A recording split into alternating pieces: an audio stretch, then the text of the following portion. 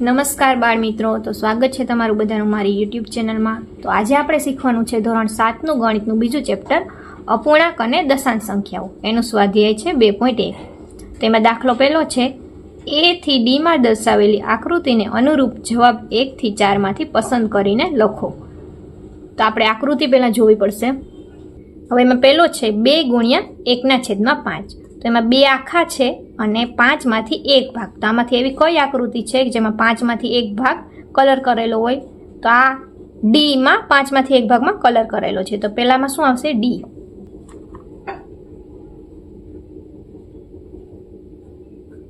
પછી બીજામાં છે 2 ગુણ્યા 1/2। તો 2 ભાગ આખા અને બીજું 2 માંથી 1 ભાગમાં કલર કરેલો। તો એવી આકૃતિ છે બી। આમાં 2 માંથી 1 ભાગમાં કલર કરેલો છે। હવે ચોથામાં 3 ગુણ્યા 1/4। તો 4 માંથી 1 ભાગમાં કલર કરેલી આકૃતિ કઈ છે? તો કે સી। દાખલા નંબર 2 કેટલાક ચિત્રો A થી C નીચે આપેલ છે, તેને અનુરૂપ જવાબ 1, 2, 3 માંથી પસંદ કરો। તો આ દાખલામાં પણ આકૃતિ પરથી જ જવાબ આપવાનો છે। એમાં પહેલું છે 3 ગુણ્યા 1/5। તો એનો ગુણાકાર કેટલો થાય? 3 × 3 અને છેદમાં 5। તો 5 માંથી 3 ભાગમાં કલર કરેલી આકૃતિ કઈ છે? તો જો કઈ છે, આ આકૃતિ છે 5 માંથી 3 ભાગમાં કલર કરેલી। તો કયો જવાબ આવશે? પહેલામાં સી। પછી બીજો દાખલો છે 2 ગુણ્યા 1/3। એટલે 2 × 2 અને છેદમાં 3। તો 3 માંથી 2 ભાગમાં કલર કરેલી આકૃતિ કઈ છે? તો કે આ પહેલી આકૃતિ 3 માંથી 2 ભાગમાં કલર કરેલી છે। હવે 3 ગુણ્યા 3/4 એટલે 3 તેરી 9/4। તો 9/4 ને મિશ્રમાં ફેરવેલ છે એટલે 4 દુ 8 ને 1 9 એટલે 2.1/4। તો 4 ભાગનું ટોટલ હોય અને એમાં 1 ભાગમાં કલર કરેલી આકૃતિ કઈ છે? તો કે આ બી। જો આ 4 ભાગ ટોટલ છે અને એમાંથી 1 ભાગમાં કલર કરેલ છે।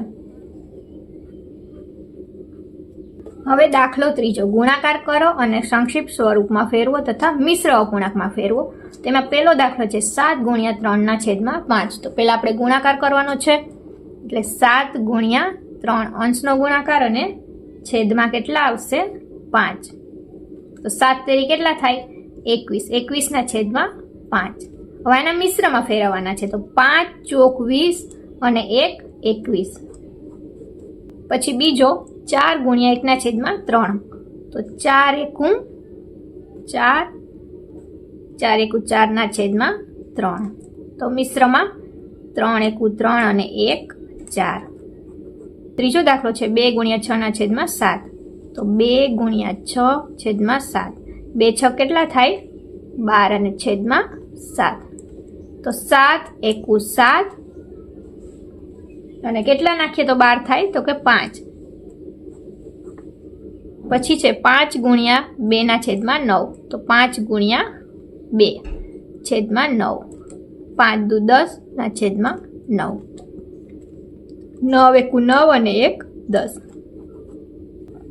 હવે પાંચમો 2/3 ગુણ્યા 4। એટલે 2 ગુણ્યા 4 ના છેદમાં 3। 2 ચોક 8 ના છેદમાં 3। તો મિશ્રમાં ફેરવીએ એટલે 3 દુ 6 અને 2 8। પછી છે 5 ના છેદમાં 2 ગુણ્યા 6। એટલે 5 ગુણ્યા 6 ના છેદમાં 2। 5 6 30। 30 ના છેદમાં 2। હવે 2 ના પાડામાં 30 આવે તો 2 ગુણ્યા 15 કેટલા આવ્યો જવાબ આપણો? 15। આને આપણે મિશ્ર અપૂર્ણાંકમાં ન ફેરવાય। સાતમો છે 11 ગુણ્યા 4 છેદમાં 7। 11 ચોક 44 છેદમાં 7। તો 7 6 42 અને 2 44। પછી છે 20 ગુણ્યા 4 ના છેદમાં 5। એટલે 20 ગુણ્યા 4 છેદમાં 5। 20 ચોક કેટલા થાય? 80। 80 ના છેદમાં 5। તો આપણે 80 ને 5 વડે ભાંગીએ તો કેટલા આવે? 16 × 85। તો કેટલો જવાબ આવ્યો? 16। પછી નવમો 13 ગુણ્યા 1 ના છેદમાં 3। તો 13 ગુણ્યા 1 છેદમાં 3। 13 એકું 13 છેદમાં 3। તો 3 ચોક 12 અને 1 13। પછી છે 15 ગુણ્યા 3 ના છેદમાં 5। તો 15 ગુણ્યા 3 છેદમાં 5। 15 તેરી ને 45। 45 ના છેદમાં 5। એટલે કેટલા આવશે? 5 નવા 45. કેટલો જવાબ આવ્યો? 9. પછી છે દાખલા નંબર 4. છાयांकित કરો ચિત્ર A ના 1/2 ભાગમાં વર્તુળ, ચિત્ર B ના 2/3 ભાગમાં ત્રિકોણ અને ચિત્ર C ના 3/5 ભાગમાં ચોરસ. હવે જો આ 1/2 ભાગમાં વર્તુળ, એમાંથી અડધા ભાગમાં આપણે કલર પૂરવાનો છે. તો આ ટોટલ કેટલી સંખ્યા છે? 12. તો અડધા કેટલા થાય? 6. તો 6 ગોળમાં કલર પૂરવાના છે. પછી બીમાં છે, બીજામાં છે ચિત્ર B ના 2/3 ભાગમાં ત્રિકોણ. તો 3 ભાગમાંથી 2 ભાગમાં આમાં કલર પૂરવાના છે. તો 3 ભાગ છે, એમાંથી 2 ભાગમાં કલર પૂરવાના છે. તો આ 2 ભાગમાં કલર કરવાના છે. પછી ત્રીજું છે ચિત્ર C ના 3/5 ભાગમાં ચોરસ. તો 5 ભાગમાંથી 3 ભાગમાં કેવા? ચોરસમાં કલર પૂરવાના છે. તો જો આ કેટલા ભાગ થયા? 5. એમાંથી 3 ભાગમાં કલર, એટલે 1 2 3. આ 3 ભાગમાં કલર કરવાના અને 2 ભાગ ખાલી રાખવાના છે. હવે દાખલા નંબર 5 શોધો. એમાં પેલું છે 24 અને 46 દરેકના 1/2. તો પહેલા 24 ના 1/2 કરવાના છે અને પછી 46 ના. તો આપણે પહેલા 24 ના 1/2 કરીએ, એટલે 24 ગુણ્યા 1/2. તો 2 12 દુ 24, એટલે કેટલા આવ્યા? 12 એકુને 12. હવે 46 ના 1/2. 46 ગુણ્યા 1/2.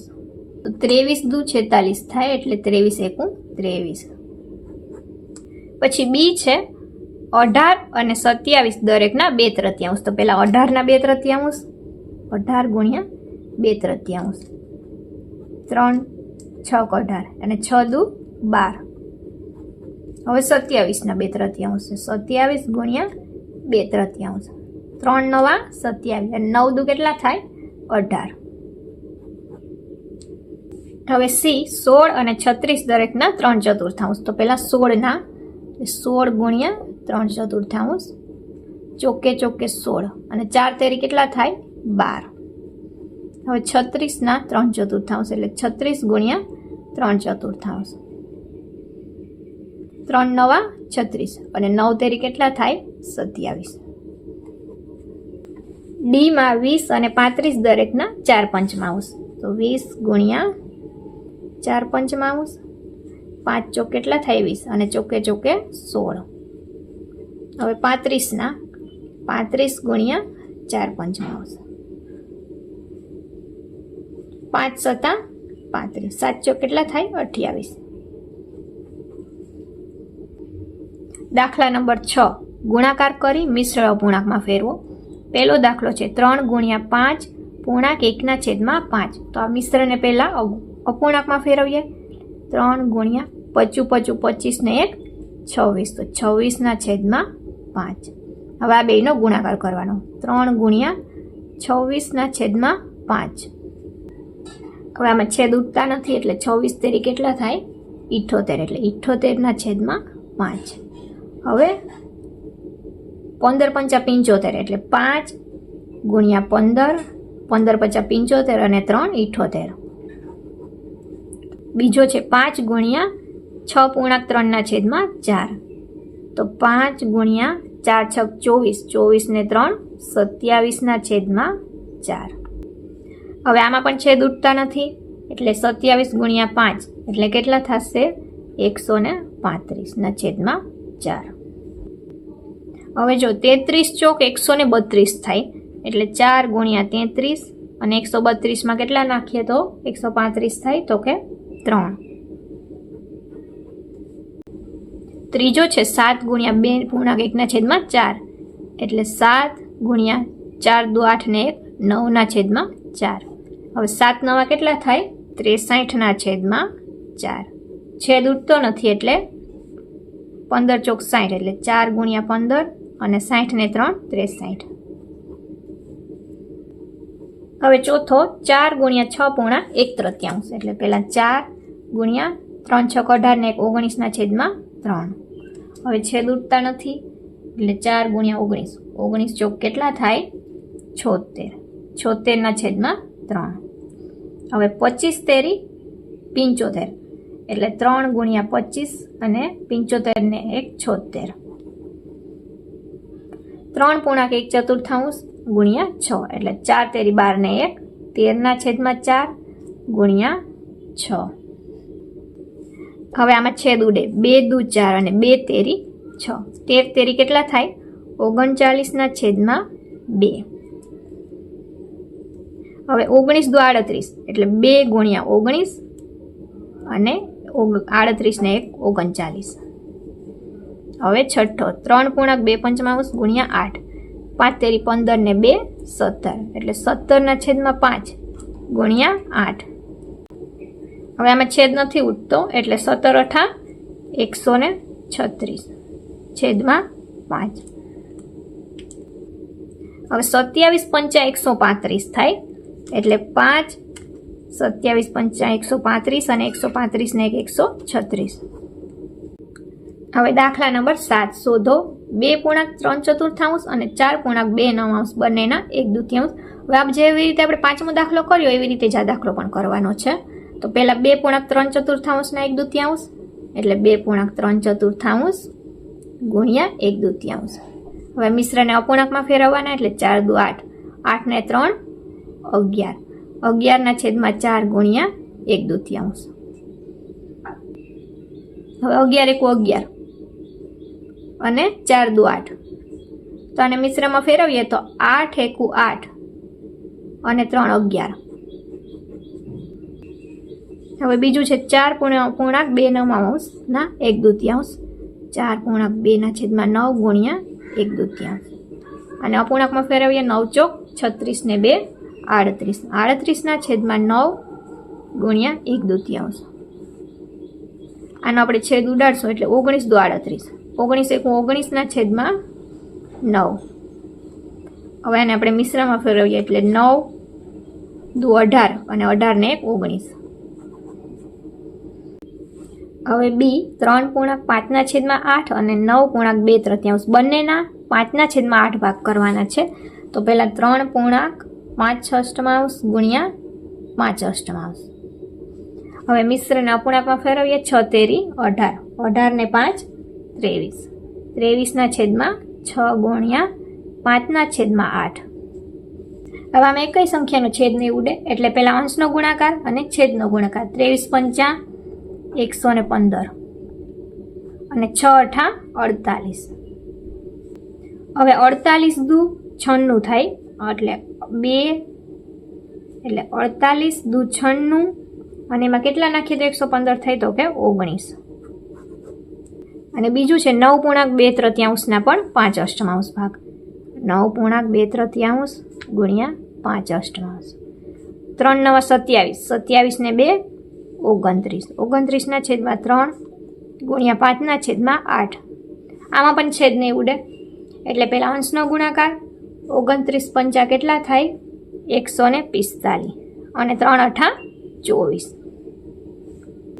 હવે 24 6 144 થાય એટલે 24 6 144 અને કેટલા નાખીએ તો 45 થાય એટલે 1 નાખીએ તો 145. હવે દાખલા નંબર 8 છે વિદ્યા અને પ્રતાપ પિકનિક માટે ગયા. તેમની માતાએ તેમને વોટર બેગમાં 5 લિટર પાણી ભરીને આપ્યું. તેમાંથી વિદ્યાએ 2/5 ભાગ પાણી પીધું, પ્રતાપે બાકીનું પાણી પીધું. તેમાં પહેલું છે વિદ્યાએ કેટલું પાણી પીધું અને બીજું છે પ્રતાપે કેટલામાં ભાગનું પાણી પીધું. હવે ટોટલ કુલ પાણી કેટલું છે તો કે કુલ પાણીનો જથ્થો કેટલો છે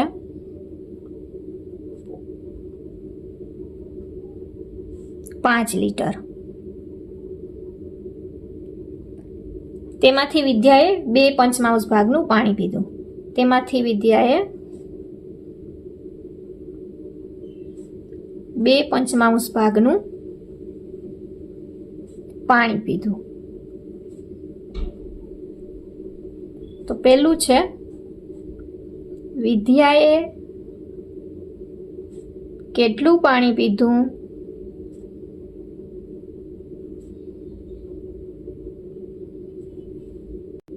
તો ટોટલ પાણીનો કેટલો જથ્થો છે 5 લિટર. એમાંથી 2/5 ભાગનું પાણી પીધું એટલે 5 ગુણ્યા કેટલું પાણી પીધું 2/5. તો 5 5 ઉડી ગયા, વધ્યા કેટલા 2 એટલે વિદ્યાએ કેટલું પાણી પીધું હશે 2 લિટર. બીજું છે પ્રતાપે કેટલામાં ભાગનું પાણી પીધું.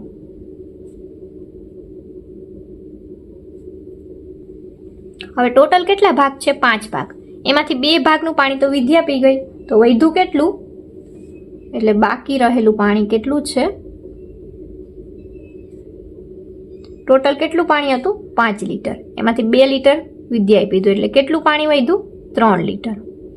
તો કેટલામાં ભાગનું પાણી પીધું હશે પ્રતાપે? પ્રતાપે પીધેલ પાણીનો ભાગ 5માંથી 2 ભાગનું તો પાણી વિદ્યા પી ગઈ, એટલે કેટલો ભાગ વધ્યો? 5માંથી 3 ભાગ. કેટલા ભાગનું પાણી કેટલા ભાગનું પાણી પ્રતાપે પીધું હશે? તો કે 3/5 ભાગનું પાણી. તો જો તમને લોકોને વિડીયો ગમ્યો હોય તો લાઈક કરી દેજો, શેર કરી દેજો. હવે પાછા મળીશું સ્વાધ્યાય 2.2માં.